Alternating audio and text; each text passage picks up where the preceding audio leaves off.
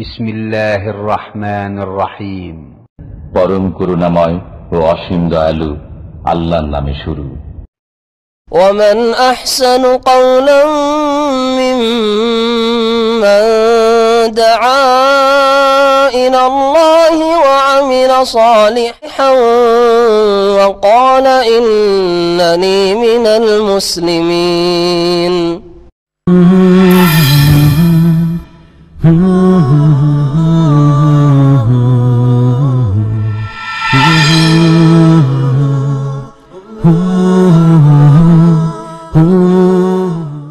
আসসালামু আলাইকুম ওয়া রাহমাতুল্লাহি ওয়া বারাকাতুহু। বিসমিল্লাহির রহমানির রহিম। আলহামদুলিল্লাহি রাব্বিল আলামিন ওয়াসসালাতু ওয়াসসালামু আলা সাইয়্যিদিল মুরসালিন নবিয়িনা মুহাম্মদ ওয়া আলা আলিহি ওয়া সাহবিহি আজমাইন। আম্মা বাদ, ফাউযু বিল্লাহি মিনাশ শাইতানির রাজীম। ওয়াল্লাতী ইয়াতিনাল ফাহিশাতা মিন নিসাইকুম ফাস্তাশহিদু আলাইহিন্না আরবাআতাম মিনকুম ফাইন শাহিদু ফাআমসিকুহুন্না ফিল বুয়ুত হাত্তা ইয়াতাওয়াফাহুন্নাল মাউতু আও ইয়াজআলাল্লাহু লাহুন্না সাবিলা ওয়াল্লাযানি ইয়াতিয়ানিহা মিনকুম ফাআযুহুমা ফাইন তাবা ওয়া আসলাহা ফাআরিযু আনহুমা ইন্নাল্লাহা কানা তাওয়াবার রহিমা। মহান আল্লাহর সমস্ত প্রশংসা যে আল্লাহ পাক রব্বুল আলামিন একক, যার কোনো শরীক নেই, যিনি ভালো কাজের ভালো কথা নির্দেশ দান করেছেন, মন্দ কথা কাজ অশ্লীলতা থেকে আল্লাহ পাক রব্বুল আলামিন বারণ করেছেন। আমাদের আজকে সূরা নিসার আয়াত নম্বর 15 থেকে তাফসীর শুরু হবে। মহান আল্লাহ এই আয়াত দুটিতে ব্যভিচারকারিনীর শাস্তির কথা উল্লেখ করেছেন, যেটা ইসলামের প্রথম যুগের বিধান ছিল। অল্প কিছুদিন থাকার পরেই আল্লাহ পাক রব্বুল আলামিন ওহীর মাধ্যমে এই আয়াতের বিধানকে রহিত করেছেন, অর্থাৎ যে বিধানটি এই দুটি আয়াতে আলোচিত হবে সেটি মনসুখ হয়ে গেছে, রহিত হয়ে গেছে। সেটা প্রথম কালে ছিল। কোরআনে কারিমে আয়াত রয়েছে, কিন্তু হুকুমগুলি বিধানগুলি রহিত হয়ে গেছে। মনসুখ রহিত হওয়ার বিভিন্ন তরিকা রয়েছে। তার মধ্যে একটি হচ্ছে যে আয়াত এবং বিধান দুটোই রহিত হয়ে যাওয়া, হয়তো আয়াতও নেই বিধানও নেই। অথবা আর একটি হচ্ছে যে আয়াত তো আছে কিন্তু তার বিধানটি রহিত, মনসুখ হয়ে গেছে, ক্যান্সেল ঘোষণা করা হয়েছে পরবর্তী হুকুম দ্বারা, সে কোরআনের হুকুম হোক অথবা রাসূলুল্লাহ সাল্লাল্লাহু আলাইহি ওয়াসাল্লামের হাদিসের ওহী হোক, তা দিয়ে। কখনো কখনো এর বিপরীত, আয়াত হয়তো নেই কিন্তু বিধান আছে, বিভিন্ন রকম হতে পারে। কোরআনের আয়াত দিয়ে মনসুখ, বা কোরআন আয়াত হাদিস, সেই হাদিস দ্বারা মনসুখ, অথবা হাদিস দ্বারা হাদিস মনসুখ। জি, এইভাবে মনসুখ হয়েছে বা রহিত হয়েছে। বিভিন্ন বিধিবিধান সম্পর্কে নাসিখ মনসুখ রয়েছে। আল্লাহ পাকের হেকমতের ভিত্তিতে, যে হেকমত রহস্য সম্পর্কে আল্লাহ বেশি জানেন, যে আল্লাহ পাক কখন কোন হুকুম দান করেন এবং কোনটা তিনি রহিত করেন। মহান আল্লাহ ইরশাদ করেছেন, ওয়াল্লাতী ইয়াতিনাল ফাহিশাতা মিন নিসাইকুম, তোমাদের স্ত্রীদের মধ্য থেকে যারা কোনো অশ্লীলতায় লিপ্ত হবে, যারা অশ্লীলতায় লিপ্ত হবে মানে জেনা ব্যভিচারে লিপ্ত হবে, ফাস্তাশহিদু আলাইহিন্না আরবাআতাম মিনকুম, তাদের এই ব্যভিচার প্রমাণ করার জন্য তোমাদের মধ্য থেকে 4 জন সাক্ষী সংগ্রহ করো। ফাস্তাশহিদু আলাইহিন্না, তাদের এই অশ্লীলতা প্রমাণ করার জন্য আরবাআতাম মিনকুম, 4 জন সাক্ষী তোমরা গ্রহণ করো বা সংগ্রহ করো। 4 জন সাক্ষী তলাশ করতে হবে, যারা সকলেই প্রত্যক্ষ করেছে, স্বচক্ষে দেখেছে ব্যভিচারের অবস্থায়। আল্লাহ বলেছেন আরবাআতাম মিনকুম। এখানে আরবি গ্রামারে আরবা সংখ্যা যখন বলা হবে আরবাআতুন, তখন তার তমিজ যেটা সেটা হবে পুরুষ। আরবাআতুন যখন তা দিয়ে মুয়ান্নাস স্ত্রীলিঙ্গ আছে, তখন তার যেটা তমিজ অর্থাৎ 4 কি 4 জন মানুষ না 4টি কোনো বস্তু, এই যেটাকে মাদুদ বলা হয়। আদাদ সংখ্যা আরবা, আর মাদুদ যেটাকে তামিজ বলা হয়, সেটা তখন মোজাক্কার হবে। অর্থাৎ এই গ্রামার দ্বারা প্রমাণিত হয় যে আল্লাহ পাক উদ্দেশ্য করে 4 জন পুরুষ সাক্ষী হইতে হবে। 4 জন পুরুষ সাক্ষী হইতে। ব্যভিচার প্রমাণ করার ক্ষেত্রে মনে রাখবেন একটি বিধান, যে সকল আইম্মায়ে কেরাম, ওলামায়ে কেরামের ঐক্যমত রয়েছে যে পুরুষদের সাক্ষী চলবে, নারীদের সাক্ষী চলবে না। অন্য যে কোনো কেসের ক্ষেত্রে, যে কোনো বিষয়ের ক্ষেত্রে পুরুষ মহিলা সাক্ষী হতে পারে, পুরুষও সাক্ষী হতে পারে, মহিলাও সাক্ষী হতে পারে। মহিলা যদি সাক্ষী হয় তো কোরআনে কারিমে আল্লাহ পাক সূরা বাকারায় উল্লেখ করেছেন যে 2 জন মহিলা 1 জন পুরুষের সমান হবে। কিন্তু জেনা ব্যভিচার প্রমাণ করার ক্ষেত্রে পুরুষদের সাক্ষী হইতে হবে, নারীদের সাক্ষী গ্রহণযোগ্য নয়। কেন নয়? আল্লাহ পাক এই হিকমত ভালো জানেন। জি, আল্লাহ পাক ভালো হিকমত জানেন। এখানে আপনি নিজের খেয়াল খুশি বুঝবেন, যুক্তিকে প্রাধান্য দেবেন, তা চলবে না। কারণ আপনি জানেন না, আল্লাহ সব কিছুই জানেন। তার একটি দিক হতে পারে যে নারীরা ওইভাবে মনে রাখতে পারে না যেভাবে পুরুষরা মনে রাখতে পারে। আর একটা দিক হইতে পারে নারী জাতি আবেগী, পুরুষ জাতি অত আবেগী নয়, ব্যতিক্রম অল্প কিছু পুরুষ ছাড়া। আবেগী একটুতেই কারো সাথে কোনো রকমের মতের অমিল হয়েছে, একটু বিবাদ হয়েছে, অন্তর্দ্বন্দ্ব হয়েছে, মিথ্যা অপবাদ দিয়ে দিল হয়তো। কিন্তু পুরুষদের ক্ষেত্রে এটা অনেক দূরের বিষয়। মুমিন পুরুষ হোক, মুমিন নারী হোক, কিন্তু আল্লাহ পাক এইরকম বহু হিকমত থাকতে পারে। পুরুষদের সাক্ষী গ্রহণযোগ্য, নারীদের সাক্ষী গ্রহণযোগ্য নয় জেনা প্রমাণ করার ক্ষেত্রে। এই জন্য এই বিষয়ে কোনো দ্বিমত নেই। ফুকাহায়ে কেরাম হানাফি, শাফিঈ, মালিকি, হাম্বলি কারো ইখতিলাফ নেই। ফাইন শাহেদু, তারা যদি 4 জন সাক্ষী দেয়, 4 জন না হয়ে 3 জন যদি হয়, 3 জন বলছে যে ব্যভিচার করতে দেখেছি, 2 জন বলছে, 1 জন বলছে না, গ্রহণযোগ্য নয়, ব্যভিচার প্রমাণিত হবে না, ব্যভিচার প্রমাণিত হবে না। বিস্তারিত এই বিষয়গুলি সূরা নূরের তাফসিরে আমরা আলোচনা করেছি। অলরেডি সূরা নূরের তাফসির আমাদের হয়ে গেছে। সূরা নূরে যেহেতু ব্যভিচারের যে শাস্তি কিয়ামত পর্যন্ত অব্যাহত রয়েছে, আল্লাহ পাকের যে নাসেখ আয়াত, সেই শাস্তির কথা উল্লেখিত হয়েছে, সেখানে সাক্ষীর কথা উল্লেখ হয়েছে, সেখানে মিথ্যা অপবাদ দিলে কি শাস্তি রয়েছে, তহমতের সেই বিষয়গুলি আল্লাহ বর্ণনা করেছেন। ওখানে বিস্তারিত আলোচনা হয়ে গেছে, হয় আলোচনা শুনবেন অথবা তাফসিরে পড়ে নিতে পারবেন। ফাইন শাহিদু, 4 জন যদি সাক্ষ্য প্রদান করে যে ব্যভিচার করতে দেখেছি আমরা, ফামসিকুহুন্না ফিল বুয়ুতি, হে পুরুষরা, হে স্বামীরা, তাহলে তোমাদের নারীদেরকে গৃহবদ্ধ করে রাখো। ফামসিকুহুন্না ফিল বুয়ুত, বাড়িতেই তাদেরকে বন্দি করে রাখো, বাড়িতেই শাস্তিমূলক তাদেরকে বন্দি করে রাখতে। এক হচ্ছে শাস্তিমূলক, আর একটা হচ্ছে যে বাইরে যাওয়ার সুযোগ পেলেই আবার ব্যভিচারের সুযোগ নিতে পারে, যার সাথে খারাপ সম্পর্ক ছিল আবার সম্পর্কের কোনো সুযোগ নিতে পারে।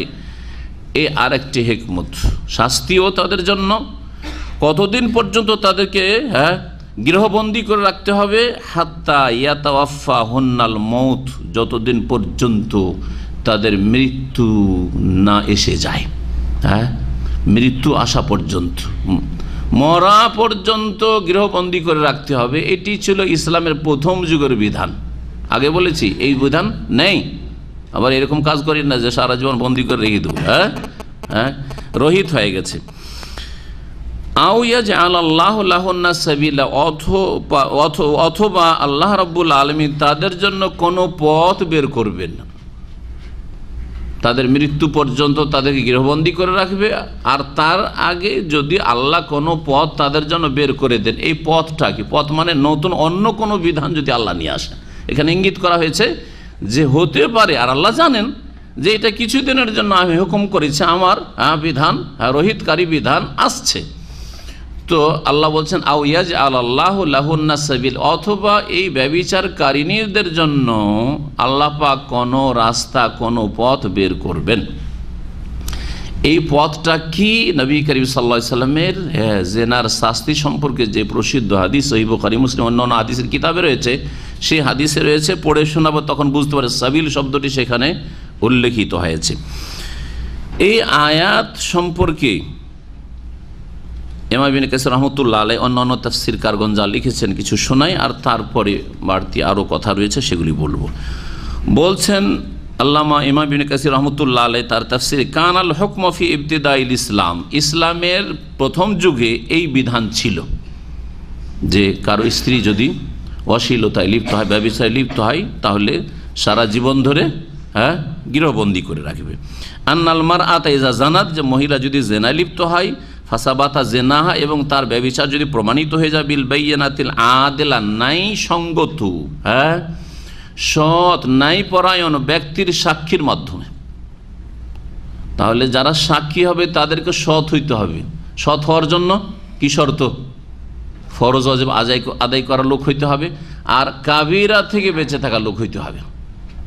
যদি কাবিরা গুনাহ করে, ফরজ আদায় করে, 5 ওয়াক্ত নামাজ পড়ে, যাকাত দেয়, রোজা রাখে, হজ করে, সব ঠিক আছে, কিন্তু কাবিরা গুনাহে লিপ্ত, হারাম খায়, মিথ্যা কথা বলে, প্রমাণিত যে সে মিথ্যা কথা বলে, কাবিরা গুনাহ এরকম কিছু করে, তাহলে সে আদেল নয়, তার সাক্ষী ইসলামী আদালতে চলবে না।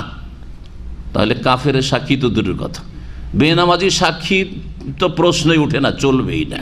মুশরিকের সাক্ষী তো প্রশ্নই উঠে না যে চলবে। বিদাত, কাবিরা গুনাহ, বিদাতের সাক্ষী চলবেই না। তাহলে সাক্ষী আদেল হওয়ার জন্য কি হইতে হবে?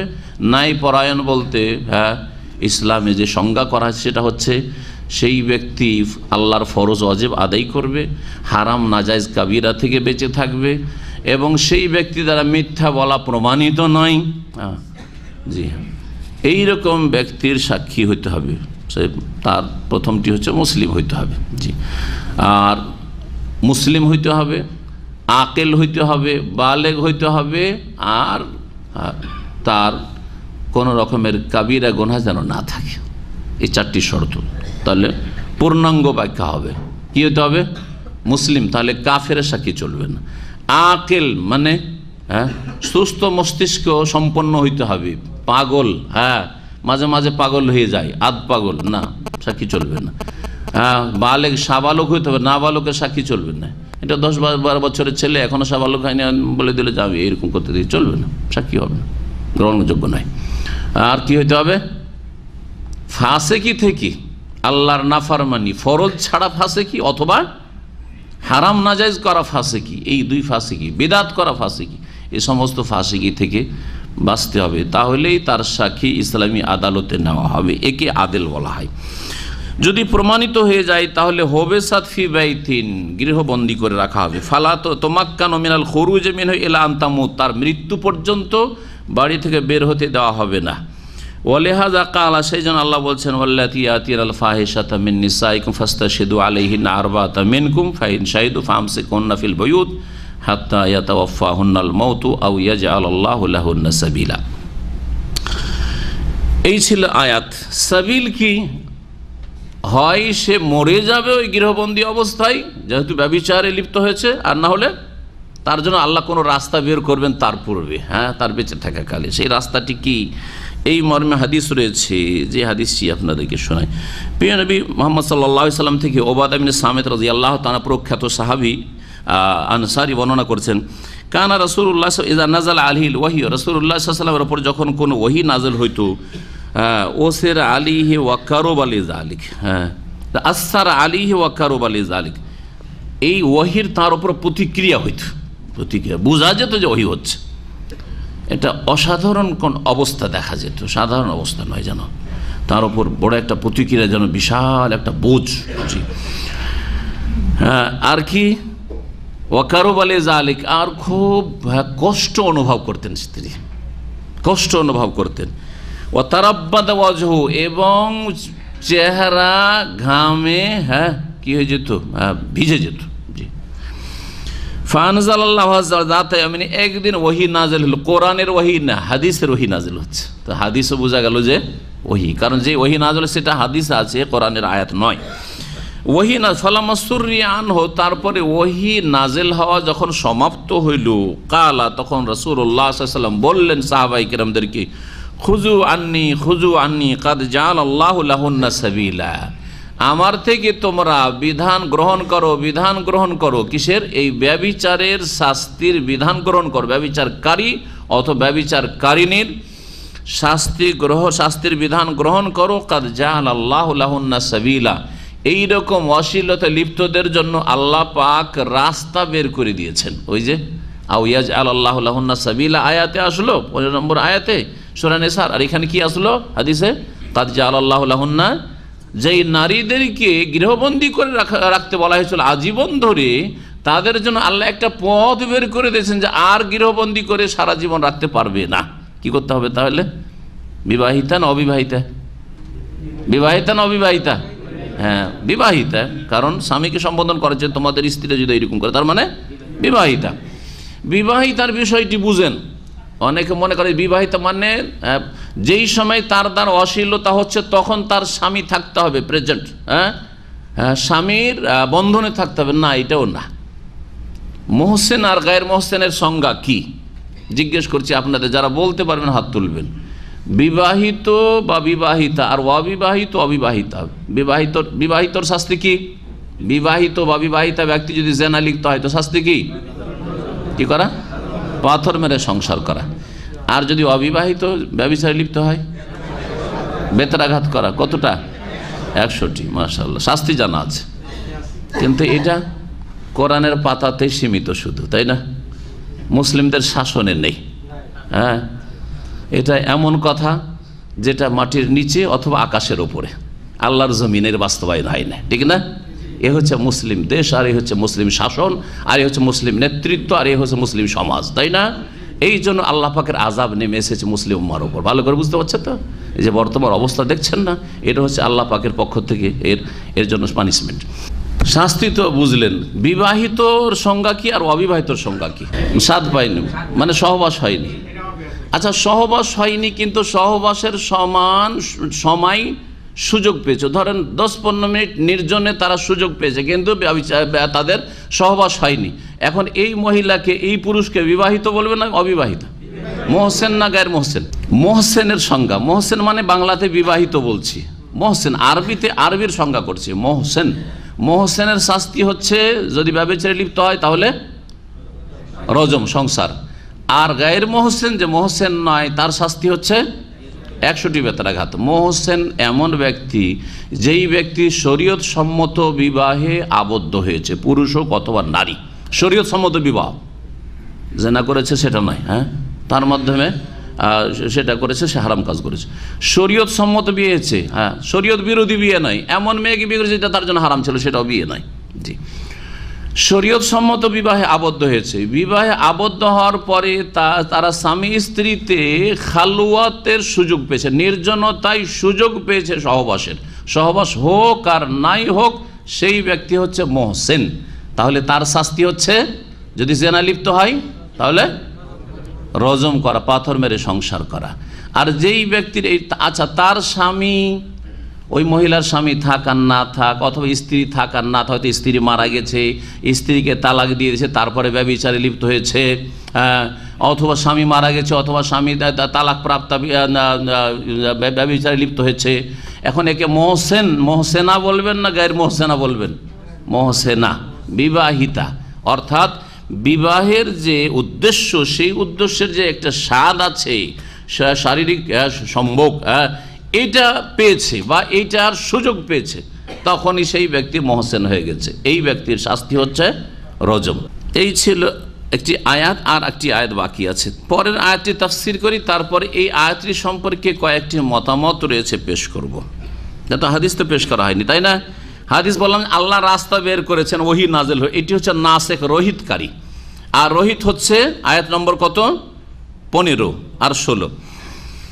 নবী সাল্লাল্লাহু আলাইহি ওয়াসাল্লাম বলছেন যে ওয়াহিতে, সেটা হচ্ছে খুজু আন্নি, আমার থেকে তোমরা বিধান গ্রহণ করো। কাদ জাআলাল্লাহু লাহুন্না সাবিল, আল্লাহ পাক এই নারীদের জন্য, যাদেরকে তাদের আজীবন গৃহবন্দী করে রাখতে বলা হয়েছিল, জেনায় লিপ্ত হলে তাদের জন্য আল্লাহ পাক পথ বের করে দিয়েছেন।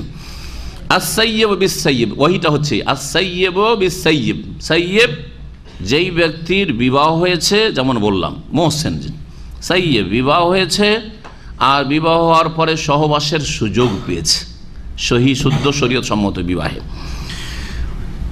যদি এইরকম হয়। ওয়াল বিকরু বিল বিকরি, আর কুমারীর সাথে, জি, বিবাহিত তার সাথে, আর কুমারীর সাথে, কুমারীর সাথে। আস-সাইয়্যিবু জালদু মিয়াতিন ওয়া রাজমুন বিল হিজারা, হাদিসটি আগে পরে করে আছে, কোন হাদিসে আগে এটা বর্ণনা করা আছে, কোন হাদিসে পরে। বলা হচ্ছে যদি বিবাহিতা হয় তাহলে 100টি বেত্রাঘাত করবে, ওয়ারাজমন বিল হেজারা, পাথর দিয়ে সংসার করবে। দুটো শাস্তি একত্রিত করার কিছু হাদিস রয়েছে। কিছু হাদিসে কি রয়েছে, যে বিবাহিতা তাকেও দুটো শাস্তি দিতে হবে, 100 কোড়াও লাগাইতে হবে, বেত্রাঘাতও করতে হবে, তারপরে পাথর মেরে সংসার করতে হবে। এই হাদিসে এই উল্লেখ করা হয়েছে। কিছু কিছু হাদিসে শুধু কি রয়েছে, শুধু রয়েছে রজমের কথা, বেত্রাঘাতের কথা নেই। এই জন্য ওলামাদের ইখতিলাফ হচ্ছে। একদল বলছে হাদিসে যখন আছে তাকে 100টি বেত্রাঘাত করার পরে পাথর মেরে সংসার করতে হবে। কিন্তু নবী সাল্লাল্লাহু আলাইহি ওয়াসাল্লামের জামানায় একটি দুটি যে ব্যভিচারের ঘটনা হয়েছিল, মাইজ বিন মালিক আসলামী, তারপরে ওই গামেদি মহিলার, এই দুটি ঘটনা বিশেষ করে প্রসিদ্ধ ঘটনা, তাতে নবী সাল্লাল্লাহু আলাইহি ওয়াসাল্লাম বেত্রাঘাত করেছিলেন এমন কোনো প্রমাণ নেই। এর জন্য অনেক ওলামারাই বলছে যে না, বেত্রাঘাত করার প্রযুক্তি, এর তো মৃত্যুদণ্ডই শাস্তি, তো এর বেত্রাঘাত করে লাভটা কি? বেত্রাঘাত নয়, পাথর মেরে সংসার করতে হবে। আল্লাহু আলাম। ওয়াল বিকরু, আর যদি কুমারী যদি হয় তাহলে জালদু মিয়াতিন, 100টি বেত্রাঘাত করবে, সুম্মা নাফিউ সানাতিন, তারপরে 1 বছর তাকে দেশ থেকে বিতাড়িত করবে, দেশ থেকে বিতাড়িত করবে। কিন্তু যুগের আবর্তন বিবর্তনে আজকে যদি দেশ থেকে বিতাড়িত করা হয়, মুসলিম দেশ থেকে, তাহলে যাকে বিতাড়িত করা হলো তারও গোল্ডেন চান্স, বেটার কি বলেছে, খুব একটা সুবর্ণ সুযোগ। আর যেই কাফের দেশে বিতাড়িত করা হবে তাদের জন্য আরও সুবর্ণ সুযোগ, তাই না? ওরা একটা পেয়ে গেল, ইসলামের বিরুদ্ধে একটা অস্ত্র পেয়ে গেল। ইসলাম মুসলিমের বিরুদ্ধে, আল্লাহ এবং রসুলের বিরুদ্ধে কিছু বলাইতে হলে এই মোনাফেককে পেয়ে গেল। জি হ্যাঁ, সালমান রুশদির মতো, তাসলিমা নাসরিনের মতো এরকম মোনাফেক দেশ থেকে তাড়িয়ে দিলে, টিচিল করে বেকুপেরা দেশ থেকে তাড়িয়ে দিল, তার জন্য সিকিউরিটির ব্যবস্থা করে দিল, সে আরও ফেমাস হয়ে গেল। এ হচ্ছে পশ্চিমা যে সভ্যতা, পশ্চিমা যে আইন, যে তোমার মিছিলের স্বাধীনতা রয়েছে। মুসলিমরা মিছিল করে কি করলো, মিছিল করে তার যে শাস্তি ছিল আর যাদের ওপরে ফরজ ছিল তাদের ওপর ফরজ, এবং সেই শাস্তির ব্যবস্থা করা উচিত ছিল কি। আর তারপরে সে সাধারণভাবে চলাফেরা করতো যদি এরকম হইচই না করা হইতো। কিন্তু এদের বিরুদ্ধে মিছিল করে করলেনটা কি? একটা ছড়িয়ে মারতে পারলেন না, একটা বেতও মারতে পারলেন না, একটা জুতাও মারতে পারলেন না, কি করলেন? তাহলে ওকে তো আরো কাফেরদের কাছ থেকে সিকিউরিটি আর ন্যাশনালিটির ব্যবস্থা করে দিলেন, গ্রিন কার্ডের ব্যবস্থা করে দিলেন। এখন তাহলে ইসলামের কমজোরির জামানায়, মুসলিমদের দুর্বলতার জামানায় দেশ থেকে বিতাড়িত করা শাস্তি প্রযোজ্য নয়। কি করতে হবে তাহলে? এর বদল জেলে রাখবে, 1 বছর জেলে রাখবে, যাতে করে তার সেখানে শাস্তি হয়, শাসন হয় এবং সংশোধনের সুযোগ হয়। উদ্দেশ্য হচ্ছে সংশোধন করা। নবী করিম সাল্লাল্লাহু আলাইহি ওয়াসাল্লামের জামানায় যখন ইসলাম মুসলিম শক্তিশালী ছিল, তখন দেশ থেকে বিতাড়িত করা, তার মাধ্যমেই তার সংশোধন হবে, এটা ছিল উদ্দেশ্য। আসলে উদ্দেশ্য হচ্ছে সংশোধন করা, 100টি বেত্রাঘাত এবং 1 বছর দেশ থেকে তাড়িয়ে দিয়ে তার সংশোধন উদ্দেশ্য। কিন্তু আজকাল সংশোধন হবে না, সে আরও আল্লাহ দ্রোহী হয়ে যাবে, ইসলাম দ্রোহী হয়ে যাবে। সহিহ বুখারী মুসলিম হাদিস রয়েছে, আর এই হাদিস বিভিন্ন শব্দ দিয়ে বর্ণিত হয়েছে, যেমন রয়েছে খুজু আন্নি কাদ জাআলাল্লাহু লাহুন নাসাবি আল বিকরু বিল বিকরি জালদু মিয়াতিন তাকরিবান ওয়া সাইয়্যিব বিসাবি জালদু মিয়াতিন ওয়ার রাজম। যাই হোক, এই ছিল হাদিস। তার মানে যারা বিবাহিতা তাদের শাস্তি হচ্ছে, যেমন বললেন, পাথর মেরে সংসার করা। আর অবিবাহিতা হলে আল্লাহ পাক বলেছে ফাজলিদু কুল্লা ওয়াহিদিন মিনহুম মিয়াতা জালদা, সূরা নূর রয়েছে, 100টি করে বেত্রাঘাত করবে। তারপরের আয়াতে আল্লাহ পাক কি বলেছেন শুনেন, বলছেন ওয়াল্লাযানি ইয়াতিয়ানিহা, আর যারা দুইজনে, ওয়াল্লাযানে দ্বিবচন রয়েছে, আরবিতে 1 বচন, দ্বিবচন, বহু বচন রয়েছে, তাই না? ওয়াহেদ তাসনিয়া জামা, বাকি অন্যান্য ভাষাতে 1 বচন আর বহু বচন, দ্বিবচন নেই, ঠিক না? দুইটাকে বহু বচনের মধ্যেই শামিল করেছে, দুজন হইলেও বহু বচন তারা, কিন্তু আরবিতে তাসনিয়া দ্বিবচন রয়েছে। আল্লাহ বলছেন ওয়াল্লাযানি ইয়াতিয়ানিহা, আর যারা পুরুষ নারী তোমাদের মধ্য থেকে এই ব্যভিচারে লিপ্ত হবে, একটি তাফসীর। আর প্রখ্যাত তাবী মুজাহিদ রহমতুল্লাহ আলাইহি, ইমাম মুজাহিদ রহমতুল্লাহ আলাইহি, তিনি বলছেন যে তোমাদের এক পুরুষ আর এক পুরুষের সাথে সমকামিতায় লিপ্ত হলে, তাহলে এখানে সমকামিতার বিধান বলা হয়েছে, একটা তাফসীর, একটি মত আয়াত সম্পর্কে। দ্বিতীয় আয়াতে, আয়াত নম্বর 16তে তাহলে কিসের বিধান উল্লেখ করা হয়েছে? সমকামিতার বিধান উল্লেখ করা হয়েছে ইমাম মুজাহিদ রাহিমাহুল্লাহর মতে। আর অন্যদের মতে যেটা রয়েছে সেটা বলছি, আগে তর্জমা করি। আল্লাহ বলছেন কি করতে হবে এখানে, শাস্তিটা কি? তোমাদের মধ্য থেকে যেই পুরুষ নারী অশ্লীলতায় ব্যভিচারে লিপ্ত হবে ফাআযুহুমা, তাদেরকে শাস্তি দাও। আজা ইজা, ইজা মানে কষ্ট দেওয়া, আর শাস্তি দিলে কষ্ট হয়, এজন্য শাস্তির অর্থে এখানে রয়েছে ফাআযুহুমা, তাদের উভয়কে, জেনাকারিনীকে শাস্তি দাও। ফাইন তাবা, অতঃপর যদি তার উভয় তওবা করে নেয়, ও আসলাহার সংশোধন করে নেয়। বোঝা গেল যে তওবা সংশোধনবিহীন তওবা গ্রহণযোগ্য না। একজন লোক বলছে আমি ভাই তওবা করে নিয়েছি, কিন্তু চাল চলন তার ঠিক হয়নি, সে তওবা করেনি, যতই বলুক না কেন। একজন বলছে ভাই আমি তো নামাজ ছেড়েছি কিন্তু তওবা করে নিয়েছি, কিন্তু সে এখনো ফজর পড়ে না, কি বলবেন? তওবা করেছে? মিথ্যুক সে। একজন লোক বলছে ভাই ব্যভিচার হয়েছে আমার দ্বারা, কিন্তু তওবা করে নিয়েছি। আমি খুন করেছি কিন্তু তওবা করে নিয়েছি, কিন্তু আবার যখন তখন অস্ত্র নিয়ে বেড়ে যায় খুন করার জন্য। আবার দেখা যায় যে ও মেয়েদের সাথে প্রেম আলাপ করে, ওইগুলোই করে বেড়ায়, চরিত্রহীন। তাহলে সে তওবা করেছে? না, তওবা করেনি, তওবা করেনি। এই জন্য অধিকাংশ আয়াতগুলিতে তওবার সাথে আল্লাহ কি উল্লেখ করেছেন? ইসলাহ, তাবা ওয়া আসলাহ। জি, মা ওয়া ইল্লা মান তাবা ওয়া আমানা ওয়া আমিলা আমালান সালিহা। তওবা করেছে, ঈমানের নবায়ন করেছে এবং ভালো কাজ করা শুরু করেছে। তওবা করা মানে রাস্তা পাল্টিয়ে দেওয়া, যেই রাস্তা থেকে সেই রাস্তা ছেড়ে দিয়ে অন্য ভালো রাস্তা ধরা, এটা হচ্ছে তওবা। জি, তো আল্লাহ পাক বলছেন যে তাদেরকে শাস্তি দাও। ফাইন তাবা, অতঃপর তারা যদি তওবা করে ভাই, ও আসলাহার, তারা সংশোধন করে নেই, ফাআরিযু আনহুমা, তাহলে তাদেরকে রেহাই দিয়ে দাও, তাহলে আর ছেড়ে দাও, আর মারধর করি না। তওবা করে নিচ্ছে, সংশোধন করে নিচ্ছে, ভালো হয়ে গেছে, আর তাদেরকে কষ্ট দিও না। সামাজিকভাবে কষ্ট দেওয়া, শারীরিক কষ্ট ছাড়া মানসিক কষ্ট। অনেক সময় একটা লোক জেনা ব্যভিচার কোনো কালে হয়ে গেছিল, হয়তো কোনো পাপ হয়েছিল, মদ খেয়েছিল, জুয়া খেলেছিল। আমাদের সমাজে কুসংস্কার এবং জাহিলিয়াত ভরা আছে। 20 বছর পরেও তাকে খোঁটা দিবে, লুচ্চা, চরিত্রহীন, তুই কি ছিলি? ডাকাত। কোন কালে তার বয়স যখন 25 বছর তখন ডাকাত ছিল, 80 বছর বয়স হয়ে গেছে, ওর নামই ফেলে দিয়েছে অমুক ডাকাত। আছে না নাই? কেন এটা জায়েজ? কখনো এই বিষয়গুলো আমরা চিন্তা করিনি যে এটা আপনার বলা জায়েজ, যে অমুক ডাকাত না, হারাম বলা আপনার জন্য, কারণ খোঁটা দিচ্ছেন তাকে পাপ দিয়ে, অথচ সে তওবা করে সংশোধন করেছে। তো আল্লাহ পাকের কোরআন বিরোধিতা করলে না? কোরআন কি বলছেন? ফাআরিযু আনহুমা, যখন তওবা করে নিয়েছে, সংশোধন করে নিয়েছে, তো তখন তাকে রেহাই দাও। তোমাদের শাস্তি থেকে, তার মানসিক শাস্তি, মানসিক কষ্ট দেওয়া, শারীরিক কষ্ট দেওয়া, পারিবারিক কষ্ট দেওয়া, যে কোনো কষ্ট দেওয়া থেকে তাকে রেহাই দাও, রক্ষা করো, আর তাকে কষ্ট দিও না। কিন্তু কষ্ট দিতেই আছেন আপনারা সামাজিকভাবে। হারাম, এটা কোরআন বিরোধী কাজ। আমলের অভাব রয়েছে, কোরআনের তেলাওয়াতের অভাব নেই আমাদের দেশে, খতমের অভাব নেই, আর কোরআনের হাফেজের অভাব নেই, বোঝা গেছে না? হ্যাঁ, কিন্তু আমলের বড় অভাব রয়েছে। ভালো ভালো মানুষ, মুখ চোরের কথা বলছো, অথচ কখন তওবা করে ভালো মানুষ হয়ে গেছে, এখন হয়তো তাহাজ্জুদও পড়ে, তারপর চোর চোর হয়েই আছে। ইন্নাল্লাহ কানা তাওয়াবুর রাহিমা, নিশ্চয়ই আল্লাহ রাব্বুল আলামিন তওবা কবুলকারী এবং বড় দয়ালু। তাহলে প্রথম আয়াতে ব্যভিচারের শাস্তি বলা হয়েছে যে ব্যভিচার করলে তাকে কি করতে হবে? আজীবন গৃহবন্দী করে রাখতে হবে। দ্বিতীয় আয়াতে কি বলা হয়েছিল? যে তাদেরকে শাস্তি দিতে হবে। এই শাস্তিটা কেমন? সাহাবায়ে কেরামগণ প্রথম যুগে যখন এই আয়াত নাযিল হলো তখন যেই শাস্তিটা দিতেন শোনেন সেই শাস্তির কথা।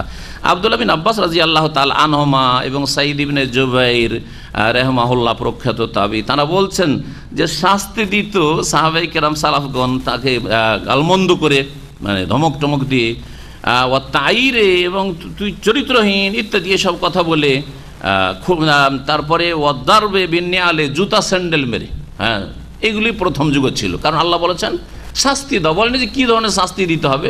সাহাবায়ে কেরাম জুতা মারলেন, এই করলেন, সেই করলেন, একটু এইরকম করতেন, কিন্তু কোনো নির্ধারিত পরিমাণের শাস্তি ছিল না। কানাল হুকম কাযালিকা, এইরকমই বিধান প্রথম যুগে ছিল। হাত্তা নাসাকাহুল্লাহ, তারপর আল্লাহ পাক রহিত করে দিলেন বিল জালদি আবির রাজমি, হয় বেত্রাঘাত করো যদি অবিবাহিতা হয়, আর বিবাহিতা হলে আবির রাজমি, অথবা সংসার করো। এই বিধান দিয়ে কি করে দিয়েছেন? রহিত করে দিয়েছেন। কয়টি মত হইল? একটা মত হলো যে প্রথম আয়াতে ব্যভিচারের শাস্তি বলা হয়েছে, আর দ্বিতীয় আয়াতে সমকামিতার শাস্তির কথা বলা হয়েছে। আর একটি মত হচ্ছে, শোনেন, সেটা ইমাম ইবনে জারির তাবারি রহমতুল্লাহ আলাইহি পছন্দ করেছেন এবং আল্লামা আবু বকর জাযাইরি বর্তমান বেঁচে আছেন, মসজিদে নববীতে তিনি তাফসীর করতেন, আর তো সেটা তার ছেপেছে 4-5 খণ্ডে। আইসারু তাফসীর তিনিও সেটাকে প্রাধান্য দিয়েছেন যে প্রথম আয়াতে বিবাহিতার শাস্তি আর দ্বিতীয় আয়াতে অবিবাহিতর শাস্তি বলা হয়েছে। অর্থাৎ প্রথম আয়াতে কি শাস্তি বলা হয়েছিল? যে কেউ যদি জেনা লিপ্ত হয় কি করতে হবে? হ্যাঁ, তার মৃত্যু পর্যন্ত গৃহবন্দী করে দিতে হবে। এটা বিবাহিতার ক্ষেত্রে। যদি কারো স্ত্রী জেনা লিপ্ত হয়, আজীবন তাকে গৃহবন্দী করে রাখো, মরে যাক সে ঘরে, খেতে দাও আর বন্দি করে রাখো, বাইরে বেরোতে দিবে না, রহিত হয়ে গেছে। আর দ্বিতীয় আয়াতে কি শাস্তি বলা হয়েছে? ফাআজু হোমা, যারা জেনা লিপ্ত হয় তাদেরকে কি করো? কিছু পানিশমেন্ট করো, শাস্তি দাও, জুতো স্যান্ডেল মারা ইত্যাদি, গালমন্দ করা ইত্যাদি, মান সম্মান নষ্ট করা ইত্যাদি, লাঞ্ছিত করা, এই শাস্তি। এটা কার জন্য? এটা অবিবাহিতার জন্য ছিল প্রথম ইসলামে। তারপরে এই বিধান কি হয়েছে? রহিত হয়ে গেছে। আল্লাহু আলাম। তারপরে আল্লাহ পাক যেহেতু তওবা কবুলকারী, এই তওবা সম্পর্কে দুটি আয়াত রয়েছে। তওবা সম্পর্কে দুটি আয়াত রয়েছে, শুনেন। তওবা কার কবুল হয় আর কার কবুল হয় না। ইন্নামাত তাওবাতু আলাল্লাহি লিল্লাযিনা ইয়ামালুনা সুআ বিজাহাল। আল্লাহ বলেছেন নিশ্চয়ই আল্লাহর কাছে তওবা গ্রহণযোগ্য। তওবা আলাল্লাহ, আল্লাহর সাথে যখন সম্পৃক্ত করা হবে তওবাকে, বান্দার সাথে যখন সম্পৃক্ত করা হবে তখন এক অর্থ হবে, আর আল্লাহর সাথে যখন তওবা শব্দটি সম্পৃক্ত করা হবে তখন আর এক অর্থ হবে। বান্দা অমুক ব্যক্তি তওবা করেছে মানে কি? এটা তো সবাই বুঝেন না? মানে সে অন্যায় করেছিল, ভুল করেছিল, সে কি করেছে? সংশোধন করে ফিরে গেছে, হ্যাঁ, ভুল পথ থেকে ফিরে গেছে। এটা হচ্ছে তওবা। তওবা করা মানে ইউটার্ন করে চলে আসা, ফিরে যাওয়া, মন্দ পথ থেকে ভালো পথের দিকে চলে আসা, শয়তানের পথ থেকে আল্লাহর পথে চলে আসা। আর আল্লাহ তাওয়াব, আল্লাহর একটি নাম হচ্ছে 99টি নামের মধ্যে তাওয়াব। হ্যাঁ, এখানেই বলেন তাওয়াবান, আল্লাহ তাওয়াব।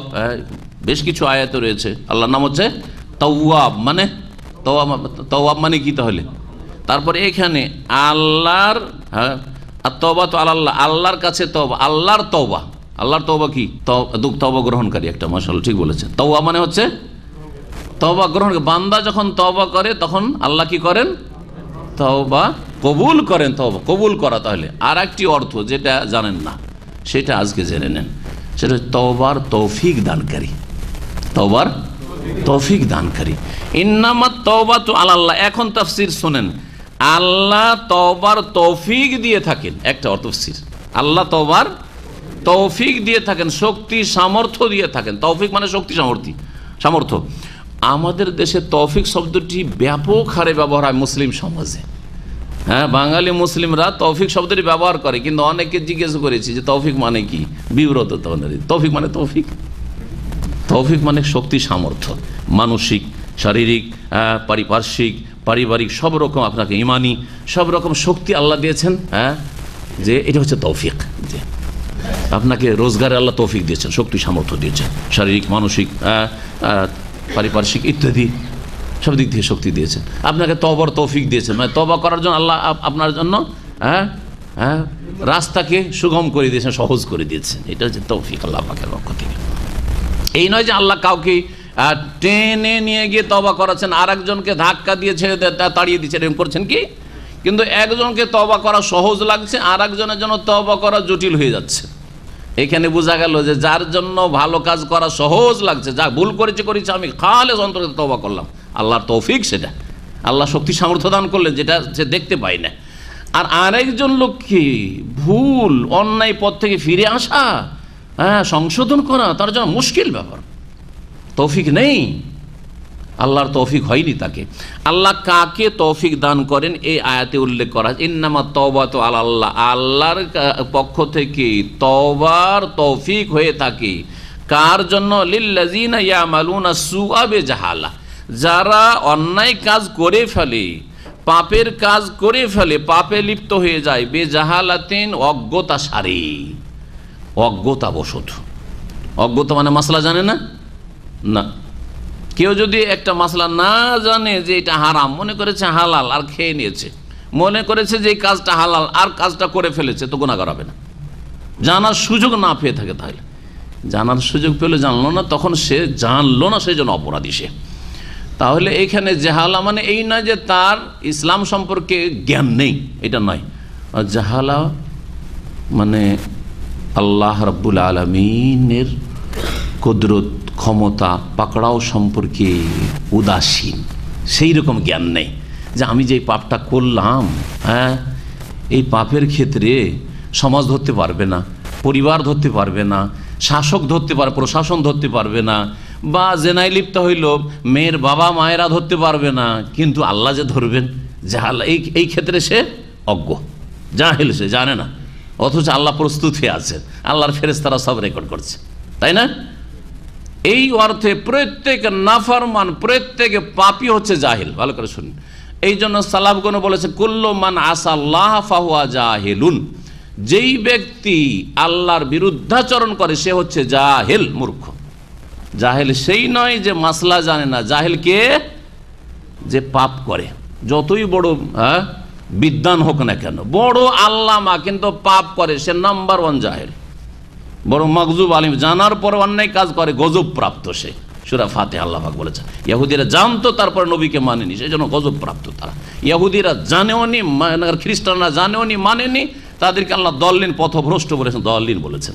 আর একটা দিক বেজাহালা অজ্ঞতার, সেটাও বলি, সেটা হচ্ছে যে যেই ব্যক্তি গুনাহ করে সে গুনার কুপরিণাম সম্পর্কে অজ্ঞ।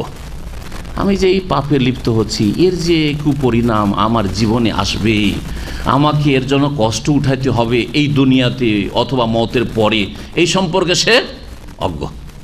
আল্লাহ পাকের পাকড়াও সম্পর্কে, আল্লাহ পাকের কুদরত সম্পর্কেও, আল্লাহ পাকের নাম গুণাবলী এবং রুবুবিয়াত সম্পর্কেও অজ্ঞ।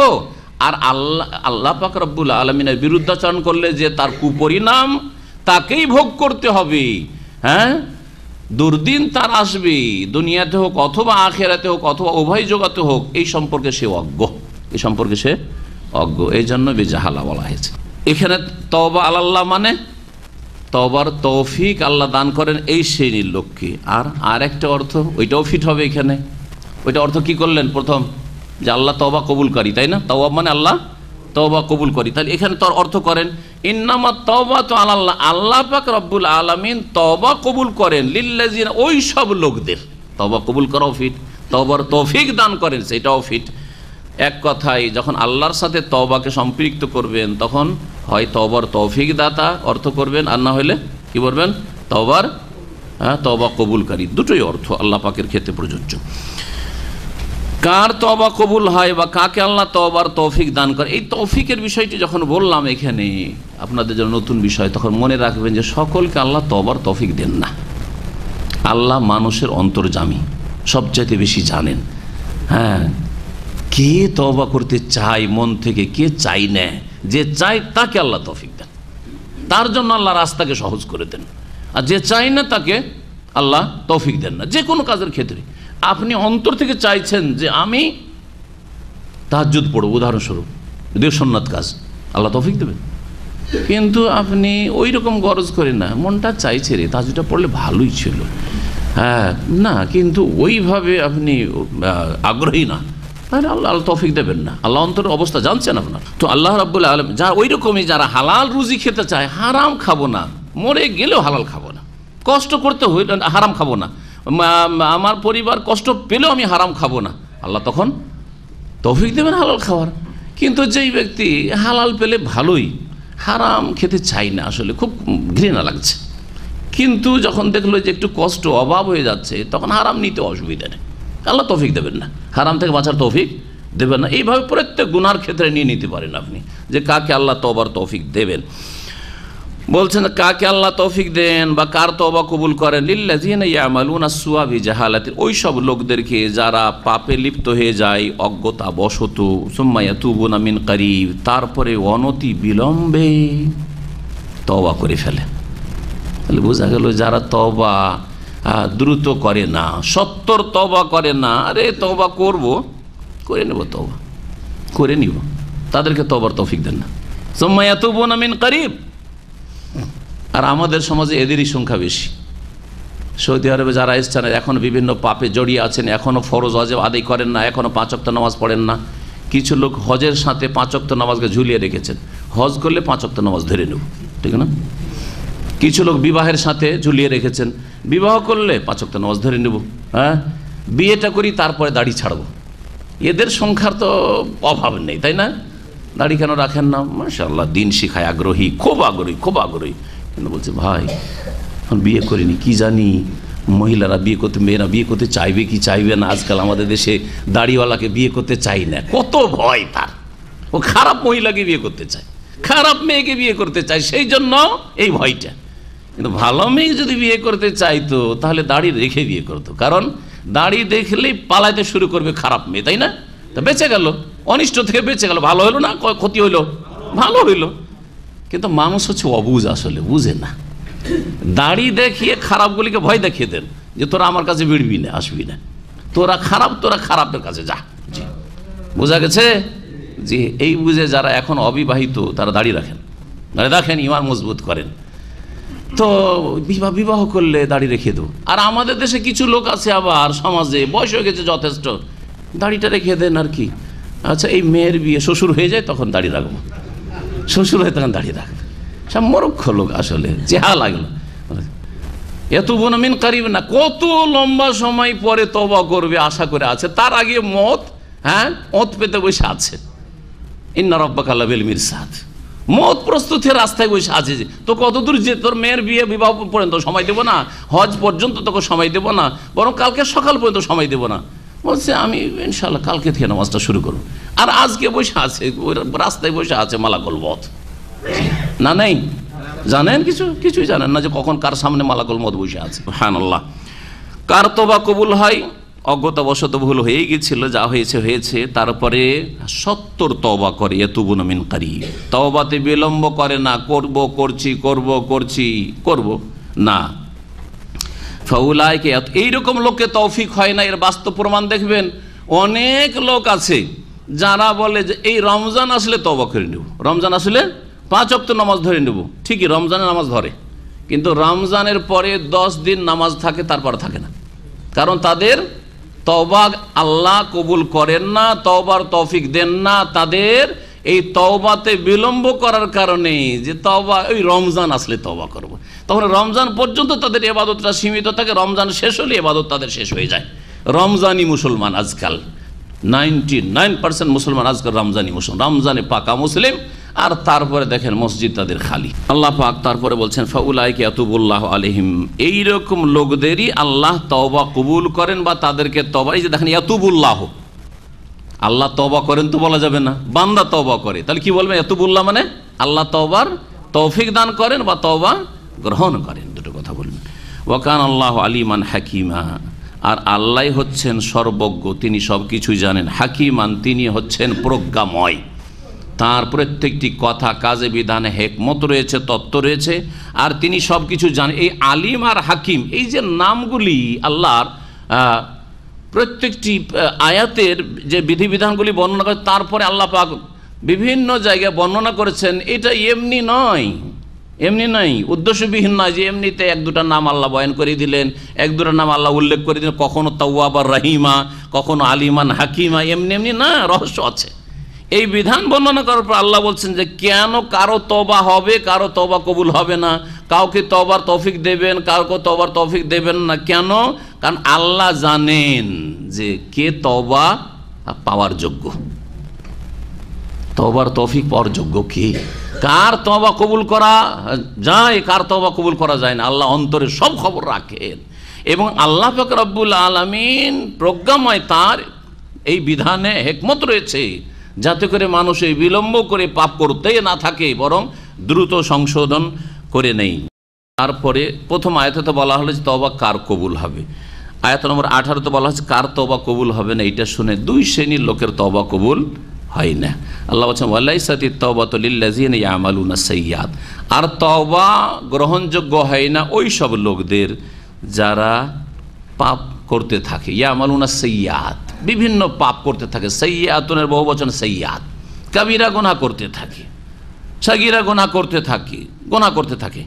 হাত্তা ইযা হাদারা আহাদাহুমুল মউত, একবারে মৃত্যু পর্যন্ত সারা জীবন গুনাহ করতেই থাকলো।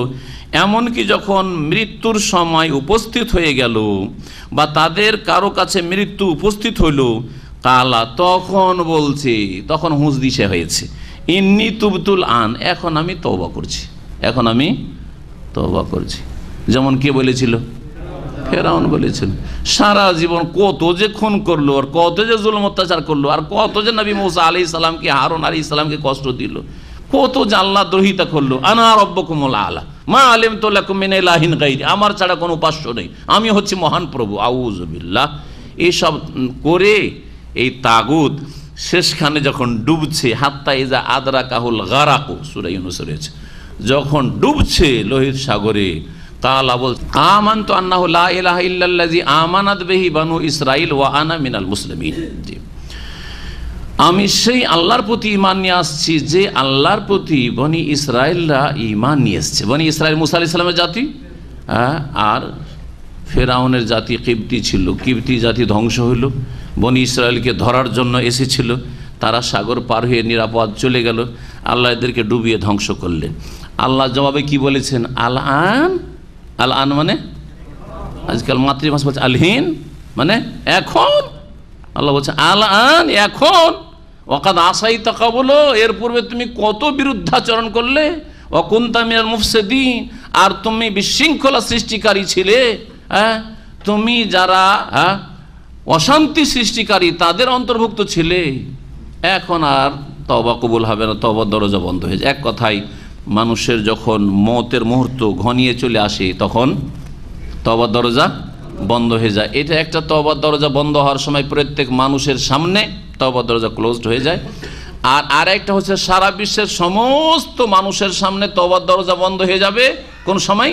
যখন পশ্চিম দিক থেকে সূর্য উদিত হবে। তো আল্লাহ এখানে বলে দিলেন যার মৃত্যুর মুহূর্ত পৌঁছে গেছে সে তওবা করলে তার তওবা কবুল হয় না। আর কার তওবা কবুল হয় না? দ্বিতীয় শ্রেণীর লোক, ওয়ালাল্লাযিনা ইয়ামুতুনা ওয়া হুম কুফফার, আর যারা কুফরির অবস্থায় মারা গেছে, শিরকের অবস্থায় বড় শিরক করে মারা গেছে, বড় কুফরের অবস্থায় মারা গেছে, সে নাস্তিক হোক অথবা বহুত্ববাদী মুশরিক হোক বা পুতুলের পূজারী হোক অথবা কবর পূজার কবরকে সেজদাকারী হোক আর কবরে জবাইকারী হোক অথবা সাহের জাদুকর জাদুকারিনী হোক ইত্যাদি, যে কোনো রকমের কুফর ঈমান ভঙ্গকারী বিষয় হোক না কেন, সে মুসলিম সমাজের যারা মুরতাদ হোক অথবা কাফের সমাজের যে কোনো জাতির লোক হোক, যারা কুফর অবস্থায় মারা যায় তাদের তওবা কবুল হয় না, কারণ তাদের আমল বন্ধ হয়ে গেছে। মানুষ যখন মারা যায় তখন মানুষের কাজকর্ম বন্ধ হয়ে যায়। সহিহ মুসলিম হাদিস, ইজা মাতা ইবনু আদম, আদম সন্তান যখন মারা যায়, ইনকাতা আনহু আমালুহু, তখন তার আমল বন্ধ হয়ে যায়, ইল্লা মিন সালাসা, তিনটা রাস্তা খোলা। উলাইকা আতাদনা লাহুম আযাবান আলিমা, এই সব লোকদের জন্য আমি মর্মান্তিক শাস্তি প্রস্তুত করে রেখেছি জাহান্নামে। আল্লাহ পাক বলছেন এই তওবা কবুল কখন হয় কখন হয় না এই সম্পর্কে আয়াত শুনলেন। আল্লাহ পাক তওবার ক্ষেত্রে কি শর্তগুলি বলেছেন একটু দেখেন। প্রথম কথা, মানুষ গুনাহ করলে গুনার উপর অটল থাকে না, ইয়াতুবুনা মিন কারিব, তাই না? জি হ্যাঁ, ইয়াতুবুনা মিন কারিব, তাড়াতাড়ি তওবা করতে হবে। এই জন্য তওবা করা, গুনাহ হওয়ার সাথে সাথে তওবা করা ফরজ। ইমাম নববী রহমতুল্লাহ রিয়াজুস সালেহিন বাংলায় অনুবাদ আছে, পড়ে দেখতে পারেন। তওবার চ্যাপ্টারে বলছেন যে কোনো মুসলিমের জন্য গুনাহ হলে সাথে সাথে ফওরান আলাল ফওর, সাথে সাথে তওবা করা ফরজ।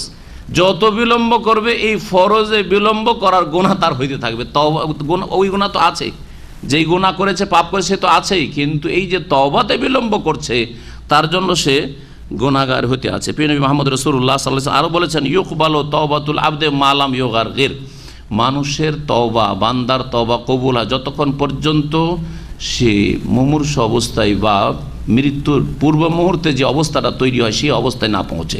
যখন হাত্তা ইযা বালাগাতিল হুলকুম, রূহ যখন আত্মা মানুষের নালী পর্যন্ত পৌঁছে যায়, এই সময় আর তওবা কবুল। এক কথায়, আর এক কথায় বুঝাইলে সহজভাবে, যখন মওতের ফেরেশতাদেরকে অবলোকন করে নেয়, দেখে নেয় যে এখন আমার অবস্থা খারাপ, আর থাকতে পাবো না দুনিয়ায়, আমাকে নিয়ে যাওয়ার জন্য আল্লাহর ফেরেশতারা চলে এসছে, তখন তওবা দরজা বন্ধ হয়ে যায় আর প্রত্যেকে তওবা করে। তখন সৎ লোকেরা তখন আক্ষেপ করে যে হায় যদি আরও বেশি কাজ করে আসতে পারতাম তাহলে ভালো হয়তো, আর সময় পেলাম না, মনে করছিলাম যে আরও হয়তো সময় পাবো। আর অসৎ লোকের আক্ষেপ করে যে হাই যদি তওবা করে নিতাম কি হলো, আর তো তওবার সুযোগ পেলাম না। সুতরাং সেই দিনে প্রত্যেককে আক্ষেপ করতে হবে, যারা ভালো মানুষ ফরজ ওয়াজিব আদায় করছেন, হারাম নাজায়েজ থেকে আলহামদুলিল্লাহ বেঁচে আছেন, তারাও নেক আমলের ক্ষেত্রে অগ্রগামী হন। আল্লাহ পাক যেন তৌফিক দান করেন। মহান আল্লাহ তারপরে ইরশাদ করছেন আর একটি বিষয়, সেটা হচ্ছে নারীদের সাথে সম্পর্কিত মাসআলা। ইয়া আইয়ুহাল্লাযীনা আমানু লা ইয়াহিল্লু লাকুম আন তারিসুন নিসা কারহা ওয়া লা তা'দুলুহুন্না লিতাযহাবু বিবাযি মা আতাইতুমুহুন্না ইল্লা ইয়াতিনা বিফাহিশাতিন মুবায়্যানাহ। আল্লাহ পাক রব্বুল আলামিন এখানে একটি বিধান উল্লেখ করেছেন, সেটা হচ্ছে যে জাহিলিয়াতের যুগে যখন কোনো পুরুষ মারা যেত, তার স্ত্রীর তখন তার আত্মীয়রা নিজেরা উত্তরাধিকারী হয়ে যেত। যেমন ধন সম্পদের উত্তরাধিকারী হতো, ওয়ারিস হইত। ধন সম্পদ, মৃত ব্যক্তির ধন সম্পদ ভাগ বন্টন করবে না ওয়ারিসিনরা, ঠিক তেমনি তারা মনে করতো যে তার স্ত্রী ওটা আমাদের, ওটা আমাদের। কি করব, হয় বিয়ে করতো, নিজে বিয়ে করতো, হ্যাঁ, আর না হইলে ইচ্ছা মতো বিয়ে দিত, আমরা যেখানে বলবো সেখানে বিয়ে করতে হবে, আর না হইলে সারা জীবন বিয়ে দিত না, আর বাপের বাড়িও যেতে দিত না, ওখানে বন্দি করে রাখত। তিন ক্ষেত্রে জুলুম করত। এক হচ্ছে যে নিজে বিয়ে করত, এমনকি তাদের নোংরামি এতদূর পর্যন্ত পৌঁছেছিল যে সৎ মাকে পর্যন্ত বিয়ে করত। বলছে বাপের স্ত্রী আবার অন্য কেউ বিয়ে করবে কেন, বাপের ধন সম্পদ টাকা পয়সার ওয়ারিস হয়েছি, তার স্ত্রীর ওয়ারিস হয়েছি, সৎ মাকে বিয়ে করত। এই জন্য কয়েকটা আয়াত পর আরেকটি আয়াত আসবে, ওয়ালা তানকিহু মা নাকাহা আবাউকুম মিনান নিসা, তোমাদের বাপ দাদা আর নানা যাদেরকে বিয়ে করেছে সেসব নারীদেরকে তোমরা কখনো বিয়ে করবে না। জি, এটা জাহিলিয়াতের যুগের বড়ই নোংরামি ছিল, জঘন্য কাজ। এটা জাহিলিয়াতের যুগ, আজকালকার জাহিলিয়াত সেই যুগকে ছাড়িয়ে গেছে, তাই না? ছাড়িয়ে গেছে, সেই যুগ থেকে অনেক আগে চলে গেছে। জানেন না, জানেন না, কলকাতার একটা ঘটনা, এই তো গত 1-2 বছর আগের ঘটনা, দাদিকে বিয়ে করেছে, নিজের দাদিকে বিয়ে করেছে। বাংলাদেশে আর একটা ঘটনা দেখলাম, খালাকে বিয়ে করেছে। জি জি জি, খালাকে বিয়ে করেছে। তো মক্কার যে জাহেল মুশরিক কাফের যারা আবু জাহল আবু লাহাবের মতো ছিল, তাদের চাইতে নোংরা আজকালকার এক শ্রেণী। তারপরেও হিন্দু শুধু নয়, হ্যাঁ, হিন্দু শুধু না, মুসলিম নামের যারা মুরতাদ তারাও এইসব কাজ করত। এই একটি অপরাধ করত। আর একটা কি ছিল, সেটা হচ্ছে যে নারীদের বিয়ে হইতে দিত না, বিয়ে হইতে দিত না, এই ছিল অপরাধ। আর একটা কথা আল্লাহ বলছেন, ওয়ালা তা'দুলুহুন্না লিতাযহাবু বিবাযি মা আতাইতুম ইল্লা ইয়াতিনা বিফাহিশাতিন মুবায়্যানাহ। এখানে আরেকটি বিধান উল্লেখ করা হয়েছে, সেটা হচ্ছে একজন স্বামী তার স্ত্রীকে পছন্দ করে না, ঘৃণা করে, কিন্তু দেখছি যদি একে তালাক দিয়ে দিই তাহলে তো মোহরানা দিতে হবে, তখন ওকে মানসিক কষ্ট দিত, শারীরিক কষ্ট দিত, হ্যাঁ, যে পালা তুই, আর তুই নিজে থেকে যখন তালাক নিয়ে যাবে, খোলা নিয়ে যাবি, তখন আর মোহর নিতে পারবি না, বা যে মোহর নিয়েছি ফিরিয়ে দিয়ে যাবি। হ্যাঁ, তার সাথে সাথে আরও টাকা পয়সা দাবি দাবা করে বসতো, এই জুলুম অত্যাচারগুলি করতো। এই দুটি বিধান এখানে আল্লাহ পাক বর্ণনা করেছেন। বলছেন আল্লাহ পাক, ইয়া আইয়ুহাল্লাযীনা আমানু, হে ঈমানদারগণ, লা ইয়াহিল্লু লাকুম, তোমাদের জন্য হালাল নয়, মানে কি হারাম, তাই না? হালাল নয় মানে কি হারাম। লা ইয়াহিল্লু লাকুম, তোমাদের জন্য হালাল নয়, আন তারিসুন নিসা, যে তোমরা নারীদের ওয়ারিস উত্তরাধিকারী হয়ে যাবে, কারহান, জোর জবরদস্তি করে, জি, বল প্রয়োগ করে, যে জোরপূর্বক, যা বলেন কারহান, চাই না সে, আর জবরদস্তি তোমরা তাদের ওয়ারিস হয়ে যাবে, উত্তরাধিকারী হিসাবে দখলদারি বসিয়ে দেবে, এটা চলবে না, হারাম। জি, ওয়ালা তা'দুলুহুন্না, এবং নারীদেরকে তোমরা আটকে রেখো না। আদল মানে আটকে রাখা, আসলে স্ত্রীকে রাখবে না, কিন্তু খামখা আটকে রেখেছে, তালাক দিচ্ছে না। অনেক আজকাল বোধ প্রকৃতির লোক আছে, স্ত্রীকে ভরণ পোষণও দেয় না, নিয়েও আসে না, আর মেয়ে বাবা বলছে বা মেয়ে মহিলা বলছে যে তালাক দিয়ে দাও, তালাকও দিচ্ছে না। তালাক দিলে অন্য জায়গায় বিবাহ বসবে, বয়সটা চলে যাচ্ছে, কিছুদিন পরে হয়তো ভালো ছেলে পাবে না, তালাকও দিচ্ছে না। এটাও আদল, এটাও হারাম, এটাও হারাম। অথবা তালাক রাখতে চাই না, ভালোবাসে না, কিন্তু তালাক দিলে হ্যাঁ মোহর আর ফিরিয়ে পাবো না, মোহর দিয়ে দিচ্ছি না, ও তালাক চাক, তাহলেও টাকা পয়সা ফিরিয়ে নেবো, সব কিছু ফিরিয়ে নেবো। এই জন্য এইরকম হিল্লা করছে, এই হিল্লা হারাম। এখানে হিল্লার কথা উল্লেখ করা হয়েছে, কি উল্লেখ করা হয়েছে? এটা হিল্লা না, হিল্লা মানে কি সোজা পথে খেতে পারছি না, এইভাবে হিল্লা মানে বাহানা করে এদিক দিয়ে খাওয়া ঘুরিয়ে। যদি আমি তালাক দিয়ে দিই, একে তো আমরা রাখতে চাই না, কিন্তু একে তালাক দিয়ে দিই, তাহলে ওকে যে মোহর দিয়েছি 1 লাখ বা 2 লাখ, সেটা তো ফিরিয়ে পাবো না, তাই না? তাহলে কোন পথে ফিরিয়ে পাবো? ওকে বাধ্য করি তালাক নিতে, মারধর করি, জুলুম অত্যাচার করি, হ্যাঁ, তার অশান্তি করে দিই, পালাতে দিশে পাবে না। যখন পালাবে তখন বলবে যে যা দিয়েছো নিয়ে যাও তুমি, আমাকে ছেড়ে দাও তুমি। হ্যাঁ, হিল্লা করে খাওয়া, হিল্লা হারাম, হিল্লা হারাম। ইসলামে এই রকমের কোনো হিল্লা জায়েজ নাই, কিন্তু তারপরেও এক নোংরা ফতোয়া মুসলিম সমাজে ছড়িয়ে আছে, ভারত, বাংলাদেশ, পাকিস্তান। সেটা হচ্ছে 3 তালাক দেওয়ার পরে বিবি হালাল করার হিল্লা। সোজা পথে তো হালাল হয়েছে না, তো 1 রাতের জন্য কন্ট্যাক্ট দিয়ে কাউকে দিয়ে হালাল কর, এটাও হিল্লা, এই হারাম, এটাও জেনা, ব্যভিচার, নোংরামি। আর একটা হিল্লা মাদ্রাসাতে চলছে, কওমি মাদ্রাসাগুলিতে। কি জানেন, ওদের ফতোয়া হইল যে মাদ্রাসাতে নাকি জাকাত দেওয়া যাবে না। বোঝা গেছে, মাদ্রাসাতে জাকাত দেওয়া যাবে না। তখন বুদ্ধি কি করে, আমাদের হাফেজগুলো নাই, এরাই শুনিয়েছে আমাকে তো সব। হ্যাঁ, ওরা মাদ্রাসাগুলিতে পড়ে এসছে, কওমি মাদ্রাসাগুলির অবস্থা। ফতোয়া হলো যে জাকাত মাদ্রাসাওয়ালা খেতে পারবে না, মানে মাদ্রাসা খেতে পারবে না। তখন মাদ্রাসায় কিছু ইয়েতিম ছেলেকে রেডি করে, এই তোরাকে জাকাত দেবো, 1-2 লাখ টাকা তোদেরকে ধরিয়ে দেবো, দিয়ে দিলাম জাকাতটা, কিন্তু সাথে সাথে তুই মাদ্রাসায় দান করে দিবি, রেডি করে রাখি। আর বাধ্য করে দান নেওয়া যায়? এই এত টাকা দান করতে হবে, জায়েজ না? জায়েজ কাজ, হারাম কাজ। যখন একটা ইয়েতিম ছেলেকে জাকাত দিয়ে দিলেন, তখন সে তার ব্যক্তি মালিকানা এই সম্পদের ওপর হয়ে গেল। সে খরচ করুক, জমি জায়গা কেনুক আর দান করুক, তার ব্যাপার, কিন্তু তাকে বলবেন যে তোকে দান করতে হবে, এটা আবার কোন তরিকা হইল, কোন হিল্লা? হ্যাঁ, হারাম হিল্লাই, হারাম হিল্লা।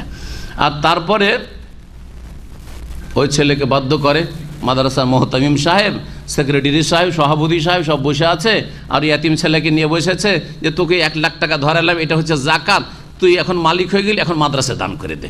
এখন যখন ও ব্যক্তি মালিকানা ওর হয়ে গেল আর দান করে দিল যখন ছেলে, তখন মাদ্রাসার জন্য আর জাকাত থাকলো না, হালাল হয়ে গেল। দেখলেন না কত বুদ্ধিটা? তখন আর জাকাত থাকলো না। প্রথম দাতা জাকাত দিয়েছিল, কিন্তু ইয়াতিম যখন দাতা হলো তখন তো আর জাকাত থাকলো না, তাই না? তখন আর জাকাত থাকলো না। এই হিল্লা করেই তো বনি ইসরাইল কি হয়েছিল? বানর হয়েছিল। কি হিল্লা করেছিল? আল্লাহ বলল শনিবারে মাছ ধরা যাবে না। বলছে ঠিক আছে আল্লাহ, শনিবারে ধরবো না, শুধু বাঁধ দিয়ে ঘিরে রেখে দেবো। হ্যাঁ, শনিবারের দিন মাছ আসে আর অন্য দিনে মাছই আসে না। আল্লাহ আর এক পরীক্ষা ফেলে দিল। অন্য দিন যদি একটু কম সময় মাছ পাওয়া যায় তাও লোভ সামলানো যায়, তাই না? শনিবারে মাছের শেষ নেই, আর রবি সোম মঙ্গল কোনো দিন মাছ নেই, মাছকে একটু ঘেরা দিয়ে, হ্যাঁ, বাঁধ দিয়ে ঘেরে রেখে দিল। আর ঠিক আছে থাক, এখন রবিবারের দিন মাছ ধরলাম। আল্লাহ বলছেন যে কোনো কেরাদাতেন খাসেইন, যাও লাঞ্ছিত বানরে পরিণত হয়ে যাও। তো আল্লাহ এদেরকে দুনিয়াতে বানর, হ্যাঁ, চেহারার দিক থেকে না করলেও এদের ঈমান আর আমলের দিক থেকে বানর করে দিয়েছেন, এবং আখেরাতে আল্লাহ পাক যা করার করবেন এই হিল্লা, হারাম হিল্লা করার জন্য। খবরদার এইসব হিল্লার কাছে যাবেন না। ইসলামে হিল্লা নেই। আল হালাল বাইয়িনুন ওয়াল হারামও বাইয়িন, হালাল স্পষ্ট আর হারাম স্পষ্ট। ওয়াবাইনাহুম মুশতাবিহাত, আর মাঝখানে কিছু অস্পষ্ট আছে। লা ইয়ালামু কাসীরুম মিন, অনেকে জানে না কিন্তু অল্প লোক জানে। অনেকে জানে না বলা হয়েছে, কিন্তু অনেকে আবার জানে। যদি অনেকে জানে না তো সবাই তো জানে না বলা হয়নি। কাসীরুম মিনান নাস, অনেকে জানেন না, এখানে বলা হয়নি যে সংখ্যাগরিষ্ঠ জানে, এটাও বলা হয়নি। অনেকে জানে না, তো অনেকে জানে, তাহলে কারা জানে? আলেম ওলামা জানে, কোরআন সুন্নাহ থেকে ইস্তেমবাত করার যাদের যোগ্যতা আছে, জ্ঞান আছে, তারা জানে। যারা দলিল বুঝে তারা জানে, তাদেরকে জিজ্ঞেস করো। আল্লাহ রাব্বুল আলামিন বলছেন ওয়ালা তাদুলুহুন্না, নারীদেরকে আটকে রেখো না, লিতাযহাবু বিবাযি মা আতাইতুমুহুন্না, যাতে করে যা তাদেরকে প্রদান করেছো মোহরানা স্বরূপ, তার কিছু অংশ তোমরা গ্রহণ করতে পারো, নিয়ে যেতে পারো, আত্মসাৎ করতে পারো। মোহরগুলি যে দিয়ে দিয়েছো, মোহরটা যাতে করে ফিরিয়ে নিতে পারো সেজন্য আটকে রাখছো, অথচ স্ত্রীকে রাখতে চাইছো না। এইরকম কাজ করিও না। ইল্লা ইয়াতিনা বিফাহিশাতিন মুবায়্যানা, তবে সুস্পষ্ট অশ্লীলতায় যদি লিপ্ত হয়। স্ত্রী সুস্পষ্ট অশ্লীলতায় লিপ্ত মানে জেনায় লিপ্ত হয়েছে, বা চালচলন খারাপ, হ্যাঁ, জবান খারাপ, আপনাকে গাল দেয়, আপনার মাকে গাল দেয়, আপনার বাপকে গাল দেয়, এই বিষয়গুলিও জেনা ছাড়াও মুফাসসিরিনগণ উল্লেখ করেছেন। এই ক্ষেত্রে স্ত্রীকে তো রাখা যাবে না। যাবে? স্ত্রীকে আপনাকে গালাগালি করে রাখবেন নাকি? না, শরীয়ত রাখতে বলছেন। আপনার মাকে গাল দেয়, মাকে মারতে যায়, আপনার বাপকে গাল দেয়, রাখবেন নাকি? না, শরীয়ত রাখতে বলছে না, তালাক দিতে হবে। আচ্ছা, তালাক দিবেন যে তো মোহর নিয়ে যাবে, 5 লাখ টাকা দিয়েছেন, নিয়ে যাবে। কিন্তু আবার দেশি তরিকাটা ভালো, যে সব বাকি, যাতে ফাঁকি দিতে পারে, তাই না? সব বাকি না, ইসলামে বাকি ফাঁকি নেই। ইসলামে নগদ মোহর দিয়ে বিয়ে করা আছে। আমি একটিও হাদিস জানি না এবং একজন সাহাবীও কেউ জানি না যে বাকি মোহরে বিয়ে করেছে। ধার মোহরে পরে দেব এই প্রতিশ্রুতির ওপর বিয়ে করেছে, একজন সাহাবীর নাম কেউ বলতে পারবেন না। তাই নবী সাল্লাল্লাহু আলাইহি সাল্লাম, সাহাবায়ে কেরামদের আমল কি ছিল? যা জুটে নগদ মোহর দিয়ে বিয়ে করতে হবে। ধার এখন দিলাম 51 টাকা আর বাকি দেবো পরে, আমাদের সবার বেজোড় করে। আপনাদের এলাকা করে কি করে না? হ্যাঁ, 1,05,51 টাকা বা 101 টাকা, 1 টাকা বাড়াইতে হবে। জি হ্যাঁ, এ যে কোথায় পেলো? ছোটোতে মনে করতাম যেগুলো মনে হয় শরীয়ত, ইসলামে আছে। ইসলামে হয়তো যে বেজোড়ে 1 টাকা বাড়াইতে হবে, কোনো অস্তিত্ব নেই, আর এক বিদাত, কুসংস্কার। হ্যাঁ, আল্লাহ পাক বলছেন যে স্ত্রী যদি স্পষ্ট অশ্লীলতা লিপ্ত হয়, অশ্লীলতা যেমন ব্যভিচার তেমনি বড় ব্যভিচার ছাড়াও হয়তো তার সাথে গল্প করে, ডেকে নিয়ে বাড়িতে গল্প করে, হ্যাঁ, যেটা স্বামী চাই না, হ্যাঁ, শ্বশুর চাই না, শাশুড়ি চাই না, এইরকমই বাইরে বেরিয়ে চলে যায়, একাই চলে যায়, হাট বাজার করতে চলে যায়, আর যেখানে সেখানে পুরুষদের সাথে গল্প করে রাস্তাঘাটে, এগুলো হচ্ছে অশ্লীলতা। এইরকম যদি দেখো বদ চালচলন, অথবা গালমন্দ করে পরিবারের সদস্যদেরকে, লড়াই ঝগড়া করে, মারামারি করে ইত্যাদি, তাহলে তখন সোজা আঙ্গুলে না বের করে বাঁকা আঙ্গুলে বের করা আল্লাহ জায়েজ করেছেন। তখন আটকে রাখেন। আল্লাহ বলছে তখন কি করতে হবে? মারধর করেন, হ্যাঁ, মারধর করেন। তারপর তালাক দিয়েন না, ভরণ পোষণও দিয়েন না, ভরণ পোষণ দিবেন না। আজকাল যেমন বাড়ি থেকে নিজের বাড়িতে না রাখলে বাপের বাড়ি পাঠিয়ে দিয়েছে, ভরণ পোষণও দেয় না, খোঁজ খবর নেয় না, টেলিফোন যোগাযোগও রাখে না, তালাক চাইছে যে তালাক দিয়ে দাও, স্বামীকে বলছে তালাক দিয়ে দাও, বলছে না আমি তালাক দেবো না, আমি কেন তালাক দেবো, তুমি তালাক নাও। এইরকম কলা যায়, তখন জায়েজ। কেন জায়েজ?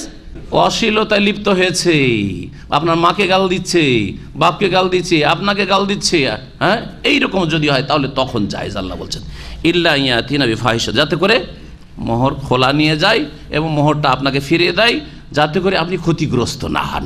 এক তো গায়েও খেলেন আর মান সম্মানও হারাইলেন যে অমুকের স্ত্রী এইরকম ব্যভিচারে লিপ্ত হয়েছে, মান ইজ্জতও গেল আর মোহরটাও গেল, সবই গেল, তাই না? এইরকমটা না হয়। আল্লাহ পাক রব্বুল সুবিচার কায়েম করেছেন, এই হচ্ছে হিকমত। তারপরে আল্লাহ পাক একটি সাধারণ নীতিমালা বলছেন স্বামী স্ত্রীর সম্পর্ক সম্পর্কে, ও আশিরুহুন্না বিল মারুফ, নারীদের সাথে সৎ ব্যবহার করো, ও আশিরুহুন্না, তাদের সাথে জীবন যাপন করো, বিল মারুফ, সৎ আচরণের সাথে, সৎ ব্যবহারের সাথে। আসল আল্লাহর বিধান হচ্ছে যে স্বামী স্ত্রীর সাথে ভালো আচরণ করবে, স্ত্রী স্বামীর সাথে ভালো আচরণ করবে, এটা হচ্ছে আল্লাহ পাকের হুকুম। এখানে বলা হয়েছে ফাইন কারিহতুমুহুন্না, যদিও কিছু দোষ ত্রুটি দেখো, কিছু খারাপ লাগছে, দেখতে সুন্দরী নয়, অথবা কথার উত্তর দিয়ে, অনেক মহিলা আছে জি এগুলো হয়, সব ভালো, পাকশাক ভালো, সংসারের কাজও করে, কিন্তু স্বামী একটা কথা বললে প্রত্যেকটা কথার উত্তর দেবে, উত্তর দিলে মেজাজ খারাপ হয়, হয় না? হয় না? মেজাজ খারাপ হয়তো হচ্ছে না, একটা খারাপ দোষ আছে, কিন্তু তার মেলা ভালো দোষ, ভালো গুণও আছে, ভালো গুণও আছে। আল্লাহ পাক বলছেন ফাইন কারিহতুমুহুন্না, নারীদের সাথে সদ্ব্যবহার করো, যদি তাদেরকে কোনো আচরণের কারণে ঘৃণা করো বা তাদের কোনো আচরণ তোমাকে খারাপ লাগে, ফাসা আন তাকরাহু শাইআন, সম্ভবত কোনো বিষয়কে তুমি ঘৃণা করছো, খারাপ মনে করছো, ওয়াজআলাল্লাহু ফীহি খায়রান কাসীরা, অথচ আল্লাহ পাক এই স্ত্রীর মাধ্যমে তোমার জন্য বহু কল্যাণ রেখেছেন। খায়রান কাসীরা, একটি কল্যাণ না, বহু কল্যাণ।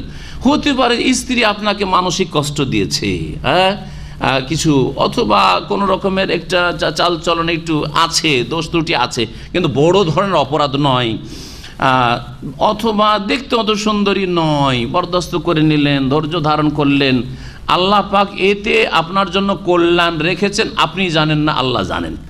যেমন তার মধ্যে একটি বড় কল্যাণ হচ্ছে যে ওর পেট থেকে হয়তো আল্লাহ একটা নেক সন্তান দিলেন আপনাকে, ভালো আলেম হয়ে গেল, হ্যাঁ হ্যাঁ, হাফেজ হয়ে গেল, দিন ইসলামের বড় খাদেম হয়ে গেল, অথবা ওই ছেলেটাই আপনার বার্ধক্যে আপনার জন্য বড় একটা সহযোগী হইল, যেটা আপনি কল্পনা করতে পারেন। আরে এর মাকে তো আমি ছেড়ে দিতে চাইছিলাম, কিন্তু দেখো ওর পেট থেকে ছেলেটা, দেখো এইটাই আমার, দেখো কত ভালো ছেলে, কত কাজে লাগলো আমার, ঠিক না?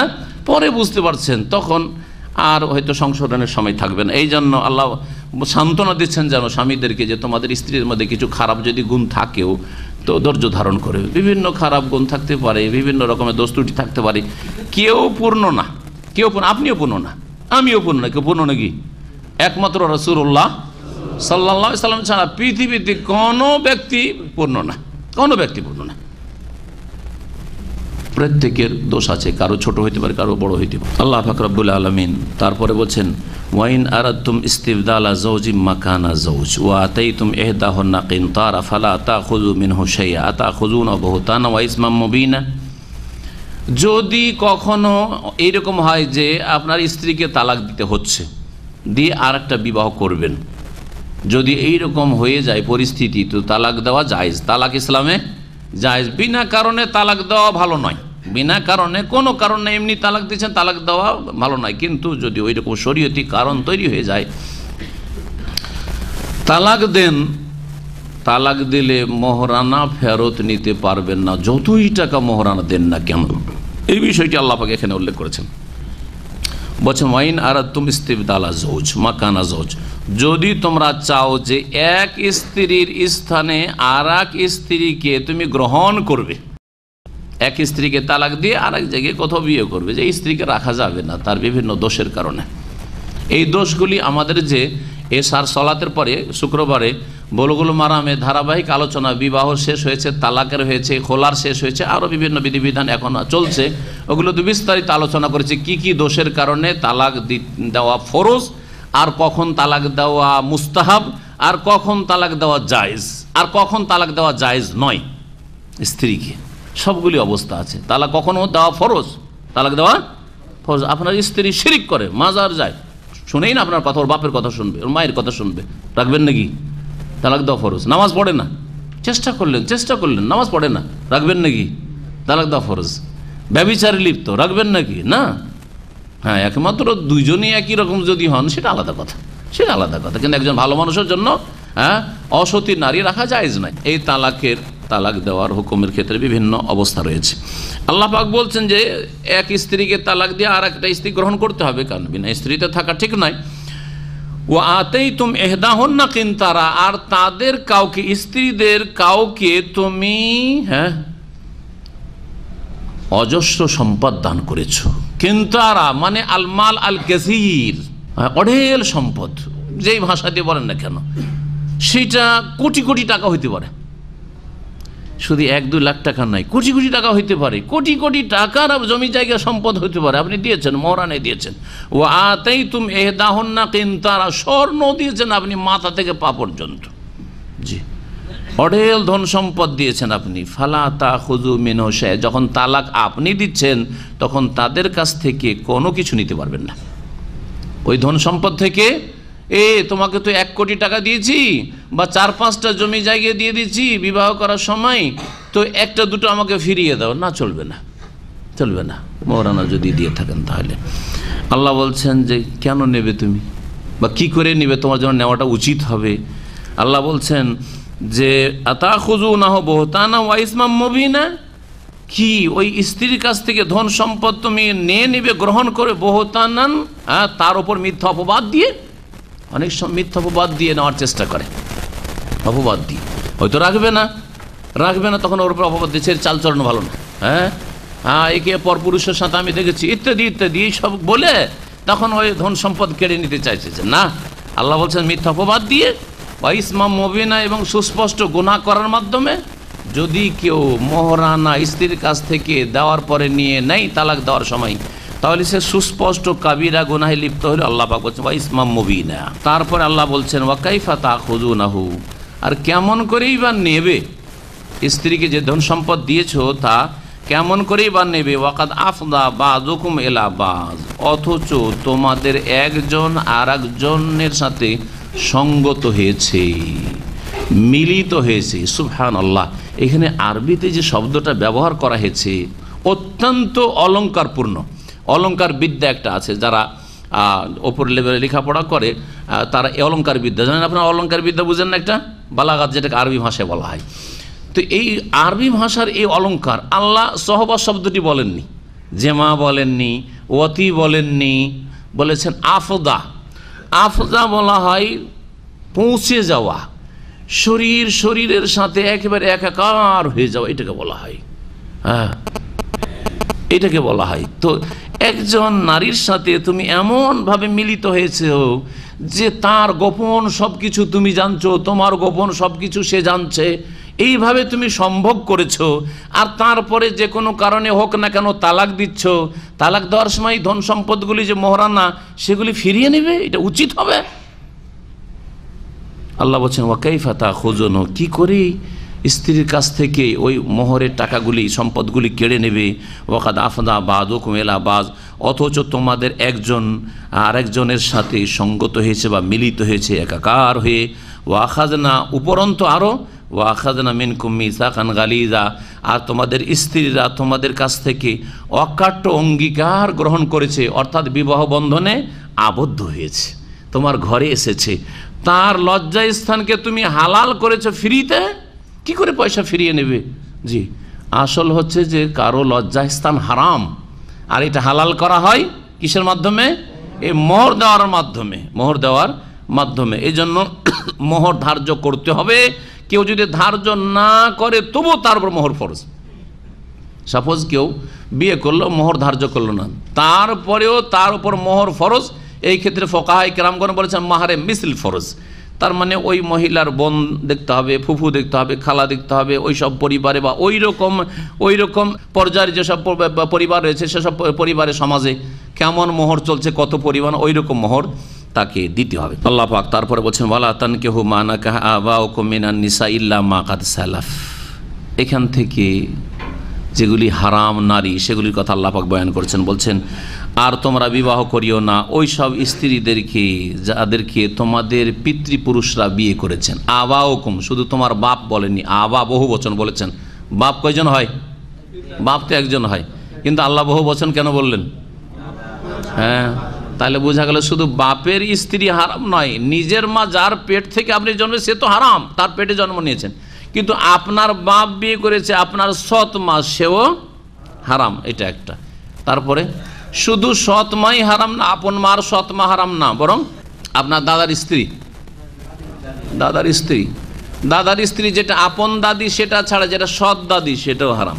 ভালো করে শুনে রাখেন, দাদার বাপ যদি বেঁচে থাকে, তার স্ত্রী থাকে, যতই ওপরে চলে যাক না কেন, কেউ হয়তো বেঁচে আছে 100-200 বছর বেঁচে আছে, হ্যাঁ, ওপরে দাদার বাপ, দাদার দাদা, দাদার দাদার দাদা কেউ বেঁচে আছে যদি থাকে, আর তার স্ত্রী আছে, বা দাদা মারা গেছে তারপরে তার স্ত্রীকে বিয়ে করছেন, দাদার দাদা মারা গেছে তারপরে তার স্ত্রী বেঁচে আছে, বিয়ে করছেন, হারাম।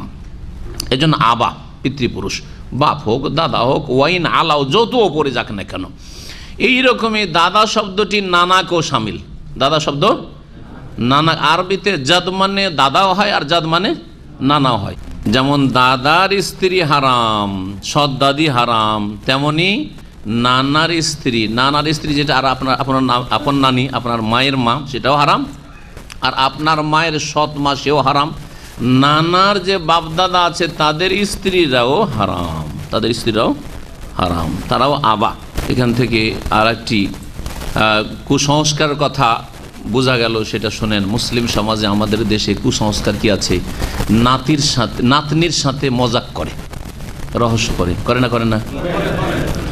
হ্যাঁ, নিজের মেয়ের ঘরের নাতনিকে মজাক করে। আমরা শুনেছি ছোটকালে, বিয়ে করবি, একটু বড় হয়ে উঠছে, 10-12 বছর হয়ে উঠছে, আমাকে বিয়ে করবি? না বলছে। মূর্খ, কত বড় মূর্খ, অকাট মূর্খ, বেনামাজি, শুধু না নামাজিও, কিন্তু জাহিল, ইসলাম জানেই না আমাদের দেশের লোকেরা।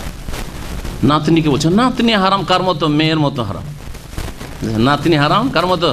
মেয়ের মতো হারাম। তারপরে নাতি একটু বড় হয়েছে, তা ওই নানির সাথে দাদির সাথে মজাক চলে। হ্যাঁ, গ্রামের মহিলারা এসে মজাক করে যে হয়তো ওর স্বামী নাই, ও বুড়ির হয়তো স্বামী নাই, যে তোমার নাতি তো মাশাআল্লাহ সুন্দরে উঠেছে, বিয়ে করে নাও, মজাক করে মহিলারা। আউযুবিল্লাহ। অথচ সব হারাম এগুলো, যেমন মা হারাম তেমনই এরা হারাম। দাদি হারাম, নাতনি হারাম। আল্লাহ পাক বলছেন ওয়ালা তানকিহু মা নাকাহ আবাউকুম মিনান নিসা, আর তোমরা বিয়ে করিয়ে না ওই সব নারীদেরকে যেই সব নারীদেরকে তোমাদের পিতৃপুরুষরা বিবাহ করেছেন। মা নাকাহ, বিবাহ করলেই, হ্যাঁ বিবাহ করলে তোমার আপন মা হোক, সৎ মা হোক, তারপরে সৎ দাদি হোক, আপন দাদি হোক, যে হোক না কেন, সৎ নানি হোক, আপন নানি হোক, তোমাদের পিতৃপুরুষরা যাদেরকে বিয়ে করেছে তাদেরকে তোমরা বিয়ে করো না। জাহিলিয়াতের যুগে তারা বিয়ে করতো। সৎ মা আবার অন্য জায়গায় কোথায় বিয়ে দেবো, নিজে বিয়ে করে বসতো, নিজে বিয়ে করে বসতো। আল্লাহ বলছেন ইল্লা মা কাদ সালাফ, তবে অতীতে যা হয়েছে জাহিলিয়াতের যুগে, মূর্খতার যুগে, কুফরির যুগে যা হয়েছে হয়েছে, কোরআন নাজিল হওয়ার আগে হয়েছে, এখন ক্ষান্ত হও। ইন্নাহু কানা ফাহিশা, কারণ সৎ মাকে বিয়ে করা, দাদিকে বিয়ে করা, সৎ দাদি সৎ নানিকে বিয়ে করা, এগুলি হচ্ছে অশ্লীলতা, ফাহিশা, জেনা। আর কি ওয়া মাকতান, আল্লাহ পাকের গজবের কারণ, ক্রোধের কারণ। মাকত মানে হচ্ছে আল্লাহ পাকের অসন্তুষ্টি, গজবের কারণ। ওয়া সাআ সাবিলা, এবং জঘন্য পথ, এগুলি হচ্ছে জঘন্য পথ। এখানে আজকের তাফসীর শেষ করছি। তারপরে যেসব নারীদেরকে বিবাহ করা হারাম, ওই আয়াতগুলি শুরু হবে, আর তাতে দুটো আয়াত থাকলেও তাতে লম্বা সময় লাগবে। ইনশাআল্লাহ তাআলা আগামী সপ্তাহে আল্লাহ পাক সহি সালামতে রাখলে আমরা ওই তাফসীরগুলি পূর্ণ করব। আল্লাহ পাক রব্বুল যেন কোরআন বোঝার তৌফিক দান করেন এবং কোরআনের জীবন গড়ার তৌফিক দান করেন, কোরআনের সর্বস্তরে বাস্তবায়নের তৌফিক দান করেন। আল্লাহ পাক কোরআনের প্রতি আমল করার তৌফিক দান করেন, কোরআনের দিকে দাওয়াত দেওয়ার তৌফিক দান করেন। আল্লাহ পাক আমাদেরকে কোরআনের জ্ঞান দান করেন, আমাদের ছেলে মেয়েদেরকে, পরিবারকে কোরআনের জ্ঞান দান করেন, আমল করার তৌফিক দান করেন। আল্লাহ পাক আমাদের সকলকে জান্নাতুল ফিরদৌস দান করেন। সুবহান রাব্বিকা রাব্বিল ইজ্জাতি আম্মা ইয়াসিফুন ওয়া সালামু আলাল মুরসালিন ওয়াল হামদুলিল্লাহি রাব্বিল আলামিন।